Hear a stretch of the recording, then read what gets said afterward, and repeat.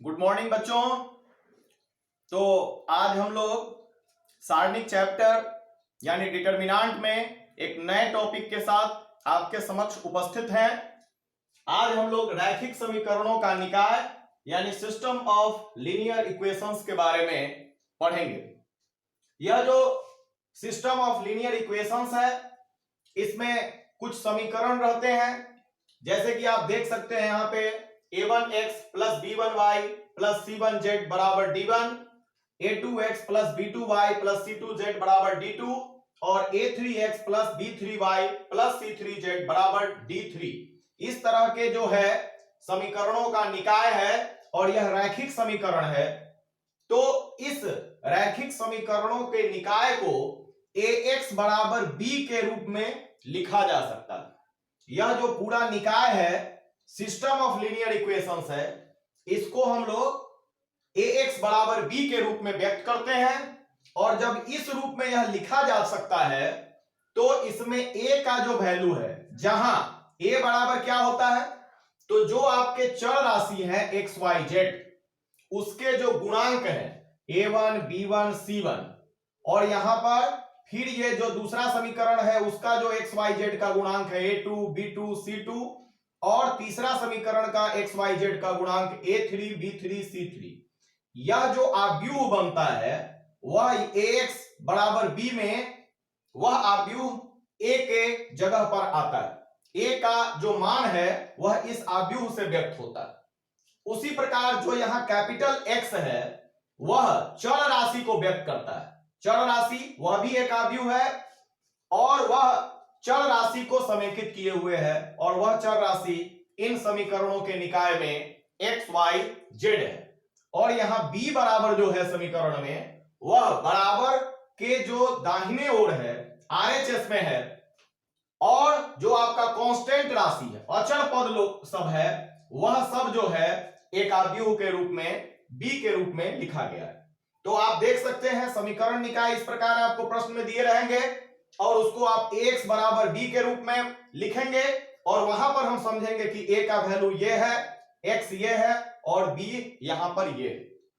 अब जब यह पहला पॉइंट आप समझ जाते हैं तो दूसरा पॉइंट यह देखना है कि यह जो है ax बराबर b समीकरण, इसमें यदि हम a इनवर्स से गुणा कर दें दोनों तरफ LHS और RHS में, तो ax में गुणा कर रहे हैं a इनवर्स से, तो a इंटू a इनवर्स यानी I होता है यानी तत्समक आव्यूह और तत्समक आव्यूह से x में गुणा करेंगे तो x के बराबर ही रहेगा।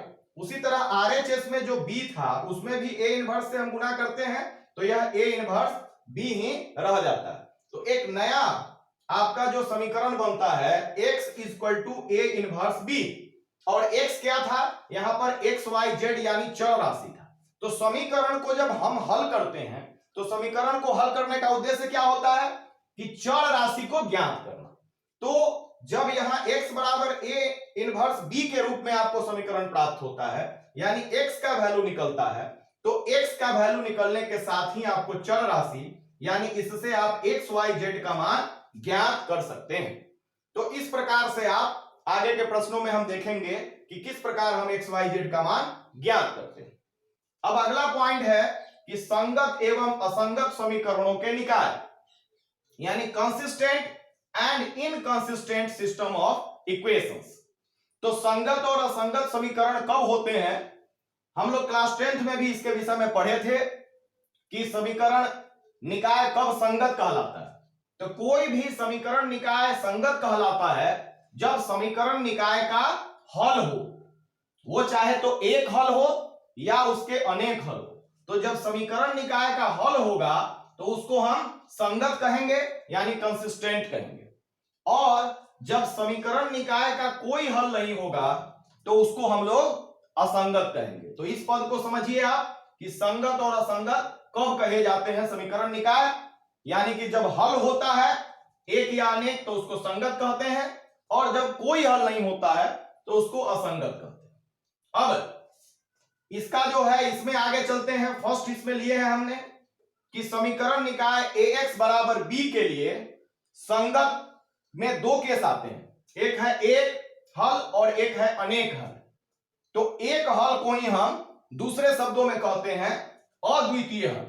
अद्वितीय हल यानी यूनिक सॉल्यूशन जो है उसका अर्थ होता है एक और एकमात्र हल।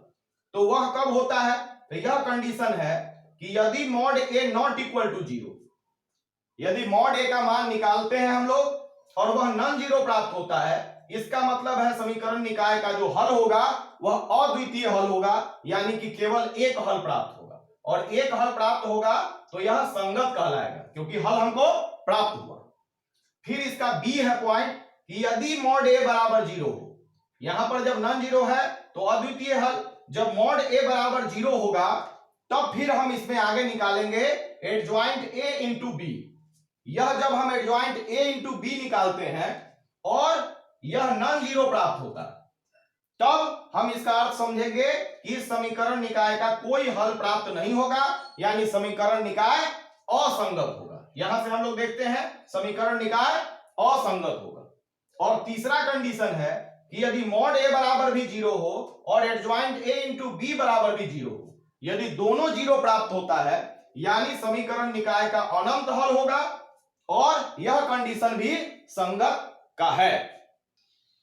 अब इसका जो सेकेंड पार्ट है कि जब समीकरण है ax बराबर b और इसमें b बराबर जब जीरो हो, जो पहला कंडीशन था वह b not equal to zero के लिए था, और जब b बराबर जीरो होगा तो आप देखते हैं कि ax बराबर b के जगह पर जीरो रखेंगे तो ax बराबर जीरो प्राप्त होगा। तो इसमें दो केस बनता है कि यदि mod a not equal to zero होगा तो समीकरण निकाय का हल क्या होगा? x बराबर जीरो, y बराबर जीरो और z बराबर जीरो। आप यहां से भी समझ सकते हैं कि mod a not equal to zero होगा तो यह जीरो के बटा में जाएगा तो x बराबर जीरो प्राप्त होगा, और x जो आपका अवयव था उसी में आपको x y z था जो चर राशि थी, यानी जो तीनों चर राशि है उसका मान आपको 0 0 0 प्राप्त होगा इस कंडीशन में जब mod a not equal to zero होगा। यह जो सॉल्यूशन है इसको ट्रिवियल सॉल्यूशन बोलते हैं, यानी तुच्छ हल कहते हैं। उसके बाद इसका कंडीशन बी है कि जब मॉड ए जीरो आएगा तो इस कंडीशन में समीकरण निकाय के अनंत हल होंगे, यानी बहुत सारे हल, अनगिनत हल इस कंडीशन में होंगे। तो जब हम इन बिंदुओं को समझ लेते हैं तब हम प्रश्न की तरफ चलते हैं और इसका प्रयोग करते हैं, अनुप्रयोग करते हैं कि कैसे अभी सवाल के रूप में आपको पूछा जाएगा तो कैसे आप इसका प्रयोग करेंगे। तो हम दो सवाल यहां पर हम ले रहे हैं। यह सवाल है कि समीकरण निकाय को संगत और असंगत के रूप में वर्गीकृत कीजिए कि कौन सा समीकरण निकाय संगत है, कौन असंगत। एक प्रश्न हमने लिया है यहां कि 2x माइनस वाई बराबर 5, x प्लस वाई बराबर 4। तो दिया गया समीकरण निकाय, पहले जो दिया गया समीकरण निकाय है आप सॉल्यूशन में उसको लिखेंगे और लिखेंगे कि ax बराबर b के रूप में लिखने पर, ये सारे समीकरण निकाय को हमने अभी क्या सीखा है कि ax बराबर b के रूप में लिखेंगे, और जब ax प्लस बराबर b के रूप में लिखते हैं तो a आपका क्या होता है? a होता है आपका जो चर राशि का गुणांक है वह अवयव आपका a होता है। तो यहां पर 2 माइनस 1 और यहां 1 1, यह जो अवयव बनता है वही आपका अवयव a है। तो जब सबसे पहले संगत या असंगत निकालने के लिए आप मॉड a निकालेंगे, तो यहां पर मॉड a मतलब अवयव का सारणिक ज्ञात करना है। अवयव का सारणिक आपका क्या होगा? इसको यहां पर सारणी के रूप में लिखा है और इसका मान बराबर होगा 2 गुणा 1 बराबर 2 minus 1 into minus 1 equal to minus 1। तो यह माइनस माइनस मिलके हो जाएगा प्लस, यानी 2 प्लस 1 यानी कि 3। तो मॉड ए का मान आपको 3 आया है, यानी कि नॉन जीरो आया है। तो जब मॉड ए जीरो के बराबर नहीं होगा तो हमने सीखा है कि समीकरण निकाय क्या होता है? संगत होता है। इसको हम लोग आगे भी देखे थे कि संगत होता है और अद्वितीय हल होता है, लेकिन हमको केवल यहां पूछ रहा है कि संगत है कि असंगत है, अर्थात यह समीकरण निकाय संगत है। अब सेकंड जो है एक प्रश्न हमने लिया है वह है कि x प्लस 3y बराबर 5 और 2x प्लस 6y बराबर 8 यह समीकरण निकाय है और इसको संगत या असंगत का आपको ज्ञात करना है। तो आप फिर उसी तरह लिखेंगे कि दिया गया समीकरण निकाय, इस समीकरण को उसी तरह उतारेंगे और तब लिखेंगे कि इसको ax बराबर b के रूप में लिखने पर तो a आपको प्राप्त होता है 1326। तो आप सबसे पहले मॉड a ज्ञात करते हैं, यानी इसका सारणिक निकालेंगे। तो यह 6 गुणा 1 यानी 6 और माइनस 6, यानी मॉड a बराबर आपको जीरो आ जाता है। जब मॉड ए बराबर आपको जीरो प्राप्त होगा तो आप अगला स्टेप चलेंगे जो हमने सीखा है। क्या अगला स्टेप है? हमारा काम है कि एडजॉइंट ए इंटू बी ज्ञात करना। तो ए तो आपको पता है, अब बी देखें। बी किसको हमने लिखा है? तो यह जो आपका अचर राशि है आरएचएस में, वही आपका अवयव बी को व्यक्त करता है, यानी बी बराबर है आपका 5, 8। तो आपको यहां पर एडजॉइंट ए इंटू बी निकालने के लिए अब क्या निकालना है? एडजॉइंट ए निकालना है। एडजॉइंट ए निकालना हम लोग पीछे के कक्षाओं में सीख चुके हैं, इसलिए आज हम इसको नहीं बता रहे हैं। एडजॉइंट ए बराबर इस ए से जब एडजॉइंट ए निकालेंगे तो यहां पर a11, a12, a21 और a22 का मान हम लोग यहां पर रखेंगे और यहां डैश यानी उसका परिवर्त निकालेंगे और फिर यह जो पंक्ति है वह आपके स्तंभ के रूप में हो जाता है, दूसरी पंक्ति दूसरे स्तंभ के रूप में हो जाता है और आपका एडजॉइंट ए ज्ञात हो गया। जब एडजॉइंट ए भी आप निकाल लेते हैं तब हम इसका मान निकालते हैं adjoint a into b. Adjoint a का मान है आपका जो निकला हुआ है और फिर बी का मान इसमें यहां रखते हैं और फिर दोनों को मल्टीप्लाई करते हैं।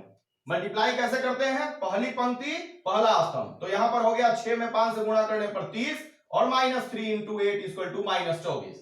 उसी तरह फिर ये दूसरे पंक्ति से इसका गुणा होगा तो -10 और ये हो जाएगा +8, यानी 30 - 24 इक्वल टू 6 और यहां -10 + 8 इक्वल टू -2। तो यह जो एडजॉइंट ए इंटू बी आया यह आपका नॉन जीरो है, तो यहां लिखेंगे नॉट इक्वल टू जीरो। तो जब मॉड ए बराबर जीरो आता है और adjoint a into b non zero आता है तब क्या होता है? हमने पढ़ा है कि उस स्थिति में समीकरण निकाय असंगत हो जाता है। तो इस प्रकार आपका यह जो संगत या असंगत का प्रश्न है वह आप हल कर सकते हैं। तो बच्चों आगे के क्लास में हम लोग इसके आगे के प्रश्नों को देखेंगे। धन्यवाद।